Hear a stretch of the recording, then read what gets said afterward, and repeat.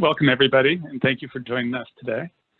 As Whitney said, my name is Matt Shanahan. As the Chief Strategy Officer, I do host a recurring roundtable with our customers to listen to what they're saying about the current environment. Most AR departments are really on the front line of the business response to the pandemic. And today I'll be sharing some of their insights about credit risk management. First, a quick background on Anytime Collect. Anytime Collect is an AR automation solution from Lockstep. Anytime Collect makes collecting cash faster and easier. It also makes your bank balance bigger.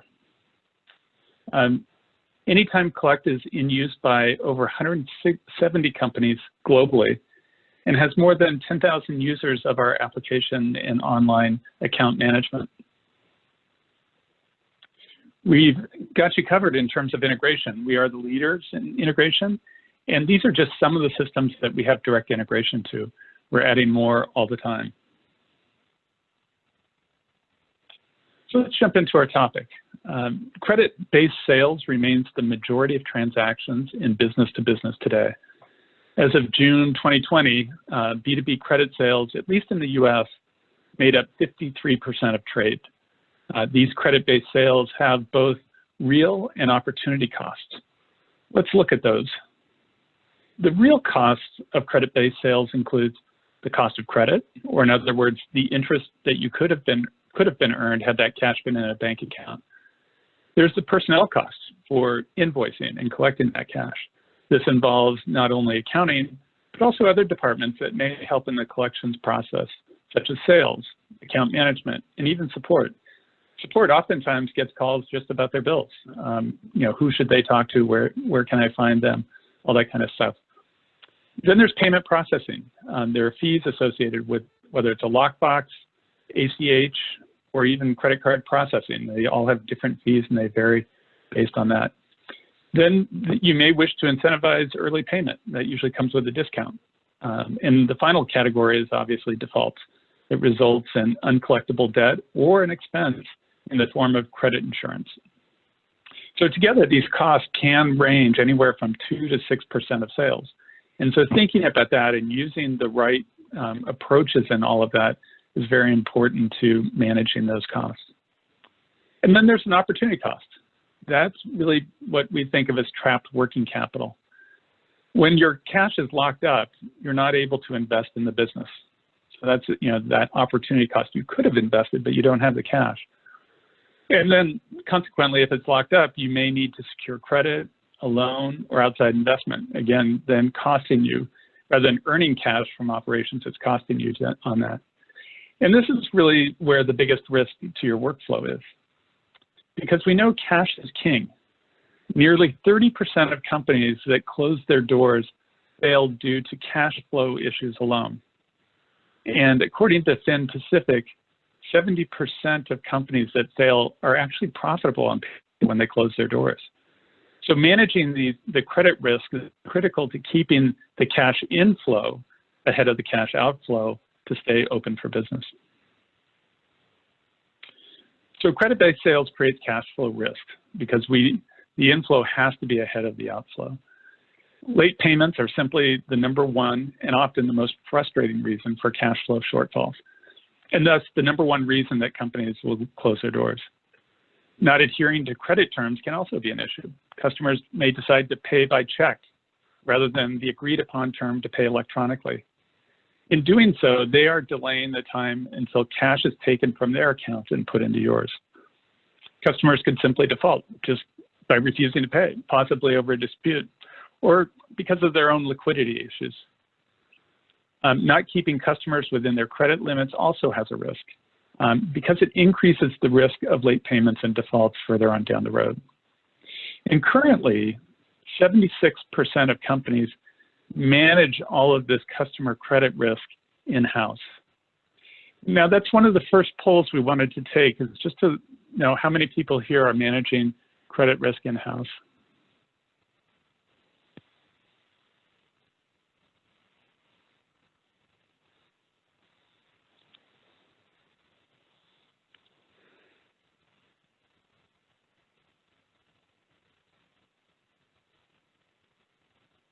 Okay, we'll give it just 1 second more. Currently, it looks as though 80% of the attendees today are managing those risks in-house. So pretty consistent with the survey that was done. Thank you for everyone who participated.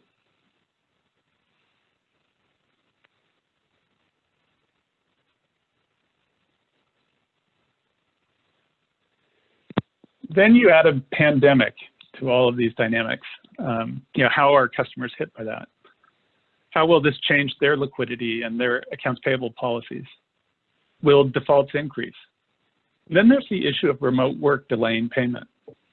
Shelter in place, this is a graph for the US, really triggered a massive migration from working in the office to working from home. I live in Washington State, which moved to shelter in place on March 23rd. And while there's been a gradual reopening, there's still a massive amount of remote work. And if customers' payment method, for instance, is paper check, it may be harder for them to issue that remotely. They may have to move to a once-a-week time in the office. The post office is actually behind on deliveries in many areas. Signatures for approval may be hard to get. Lots of factors are leading to bottlenecks and delays. So, the pandemic has all kinds of far-reaching impacts as we think about payments. And guess what? That's exactly what's been happening. According to the latest @Radius survey that just came out in June, past due invoices now make up 43% of the total in the United States. So again, this is a US-centric set of data, but similar trends are happening, across the globe, some worse than the US and some slightly better. Just to give you a sense, compared to a year ago, the same survey, it was just 24% last year. So it's gone from 24% to 43%. Defaults are currently at 4%, which is up from 1% in last year's survey. So, these issues in credit risks are real and occurring, across the board. Digging deeper into the past due trends, what you'll see is that the percentage of over 90 days grew from last year's 10% to 14%, having a significant impact on the DSO and cash flow, right? This is direct impact on cash flow. And we talked about the importance of that inflow. There is growth in every bucket of past due aging, right? And this is on top of the extended payment duration. Not surprisingly, B2B payment terms set by suppliers, surveyed in the US are far longer than a year ago, averaging 38 days from point of invoicing versus last year's 24 days. And the payment delays from customers is now averaging 19 days. This extends the time to get paid to 57 days. So what are people doing about that? The survey indicated that 53% of respondents plan on strengthening their internal credit policies and their collections activities. As I mentioned, we hold our own roundtable on these, and that's exactly what the roundtable is talking about as well. We discuss what those are. Limiting your exposure with the right policies helps you minimize the risk of default. And then staying on top of late payments is critical to reducing past due.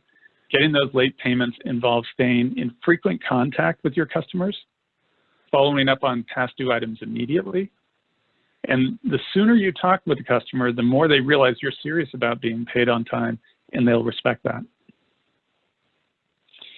But the pandemic also exposed underlying conditions that need to be addressed to manage credit risk in the new normal. And it's easy to see because it's simply the fact that most accounting departments use Outlook and Excel as their technology stack.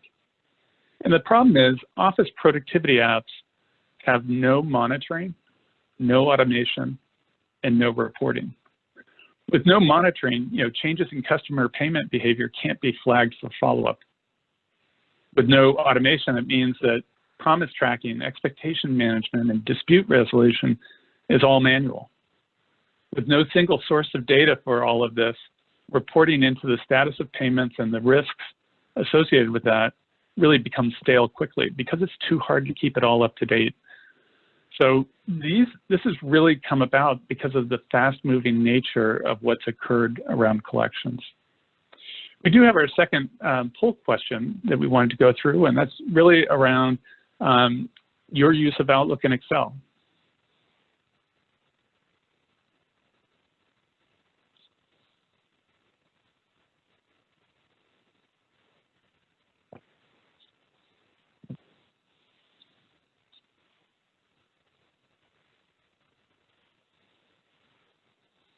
So it looks like, just to give some feedback, about 70% of people use primarily Outlook and Excel.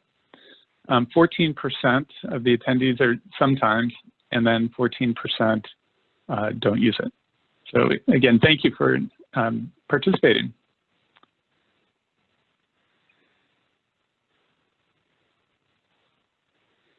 Let's look a little deeper into the underlying conditions and why that impacts what's going on from credit and collections. First, the pandemic increased the workload because there's an increased collections risk. All the traditional credit scores are kind of out the window. They just became outdated. Accounts receivable staff now want to contact as many customers as possible and assess collectability. So people then set out to call around and get confirmations. Installment plans are becoming more common, and they need to extend payment terms, as we talked about. We saw the extensions that we're seeing, or obtain promises on that. All of these confirmations, plans, extensions, they need to be recorded and tracked, but how and where? For most, it just means spreadsheets, and that's lots of data entry with no automation and a difficulty of bringing all of that together. And so this overhead of a manual process results in the reduction, really, of the capacity of your team, right? Because they're spending time on all this overhead. And really, you want the team having conversations with customers, not managing spreadsheets. And the lack of visibility to the, in terms of the cash inflow to stakeholders is pretty significant too, because we talked about just the manual nature of stitching this all together. And the issue is that the new normal is here for a while. The best case projection right now is that phase 4, for at least in the US, is that the end of 2021 will be in phase 4. That's when there's a vaccine and people can go out and do commerce in the way that it used to be done. Consequently, we're seeing that the economy still has lots of uncertainty, and we're seeing a need to better manage the associated credit risk for quite a while. So this is not something that will change by the end of the year. We have our last poll question. One of the things that we're always interested in is understanding how many people will stay in a remote role, or if they even went remote.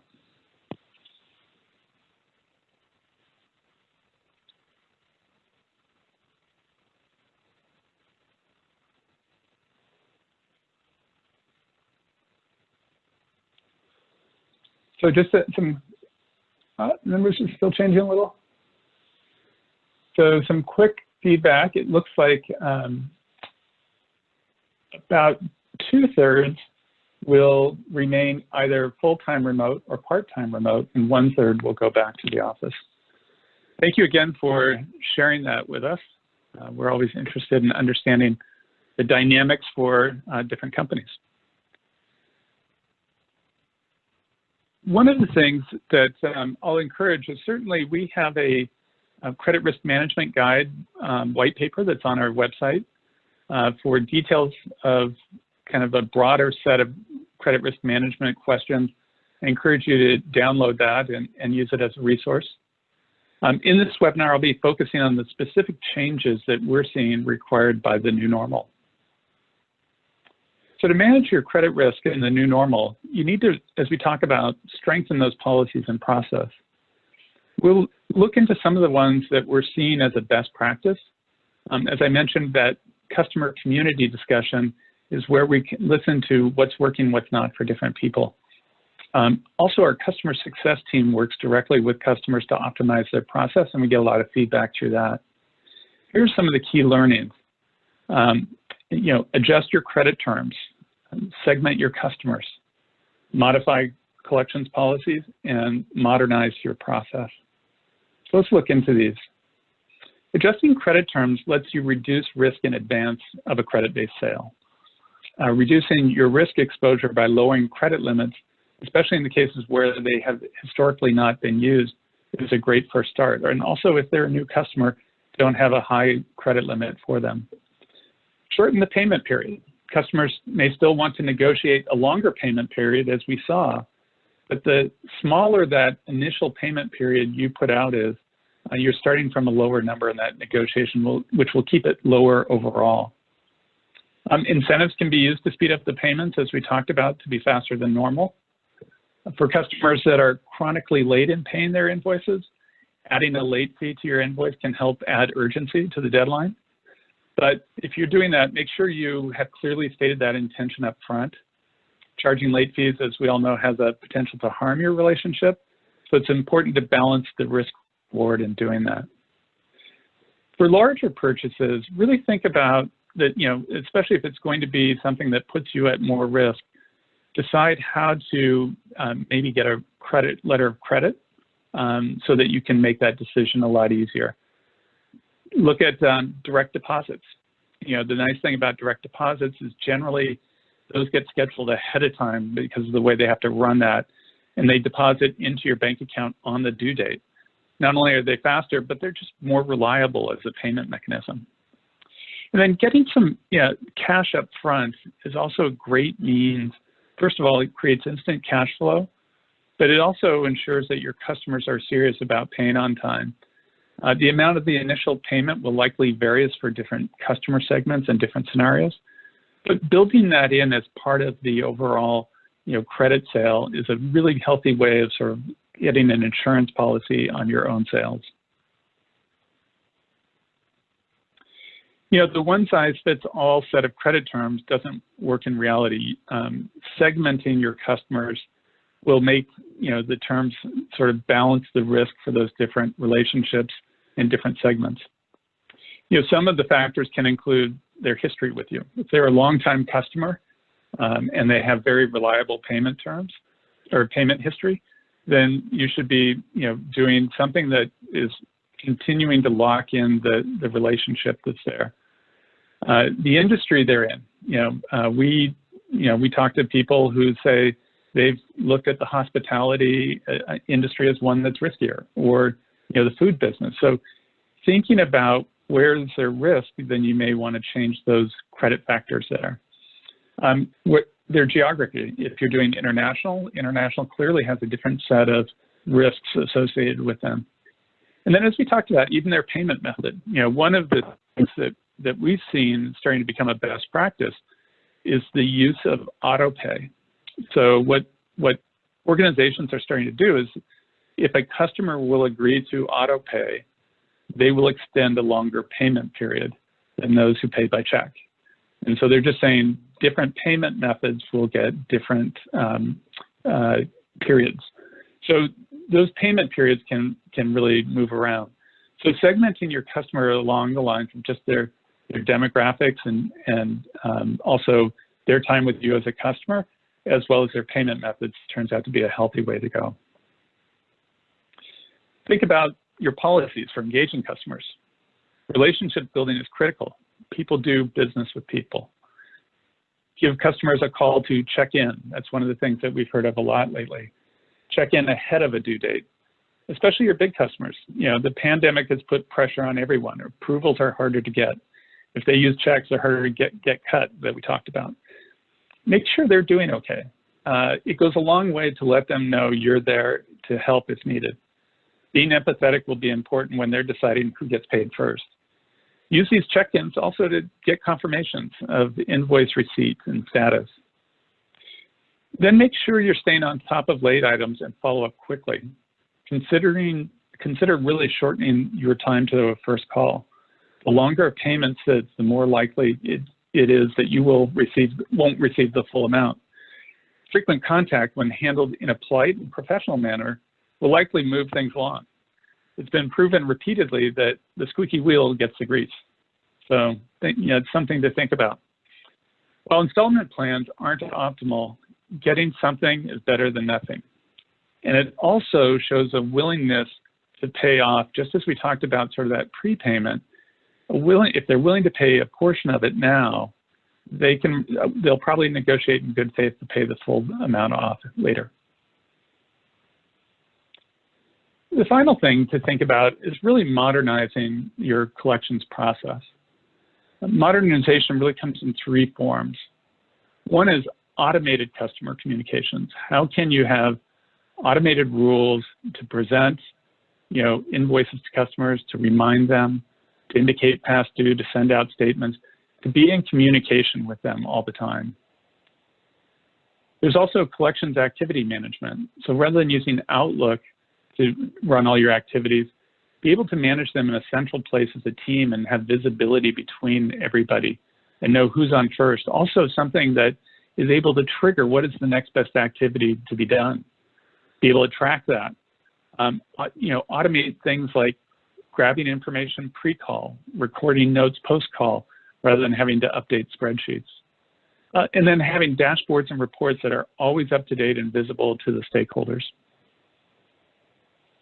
And then finally, customer self-service. Let your customers pay you online.